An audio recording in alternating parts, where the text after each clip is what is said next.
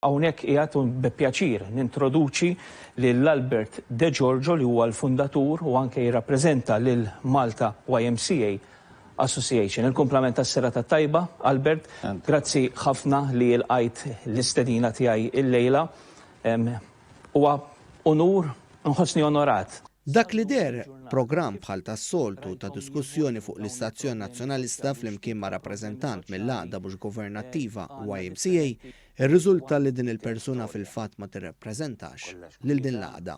Fil-programm fuq in-net derċar li Albert De Giorgio m'għadux jifforma parti mill-għaqda msemmija għaliex meta l-preżentatur Rodrika Ġus staqsih fuq is-sitwazzjoni illum De Giorgio beda jmur fil-passat. Is-soċjetà evolviet, is-soċjetà evolviet, imma x'inhu huma l-problemi soċjali li qegħdin issa tindirizzaw? Li kienu qabel, issa ma sax ngħidlek fuq il-biċċa moderna, qabel kif kienet, hija.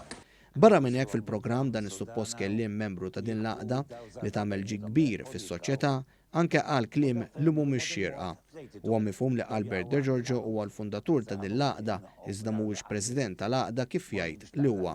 Huwa mifhum ukoll li De Giorgio jippreżenta business cards li huwa president tal-YMCA u anke saru rapporti mal-pulizija dwar dan. Dan ikkonfermatu l-għaqda YMCA li fuq il-medja soċjali ħarġet tajt li dan ir-raġel li mar jitkellem f'isima ilu snin mhux parti iżjed minn din l-għaqda. Qalet kif De Giorgio m'għandu l-ebda kariga fih dan din l-għaqda u ntqal kif il-YMCA ma kienx informata b'dan il-programm. Intqal kif il-YMCA ilha 45 sena taħdem ma' dawk l-aktar vulnerabbli u għatti bħal dawn jagħmlu ħsara lix-xogħol li sartu l-snin.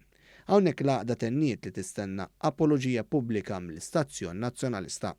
Dan il-programm għajjem furur fl-istamperija tant l-Segretarju Ġenerali tal-Partit Nazzjonalista Michael Piccinino ħareġ ordni sabiex il-programm jitneħħa fuq is-sistema online u lanqas jidhru repetizzjonijiet tal-programm.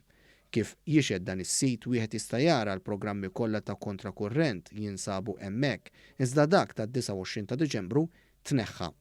Biss bħalma jgħidu li dnub ma jorqodx xi ħadd kellu kopja tal-programm.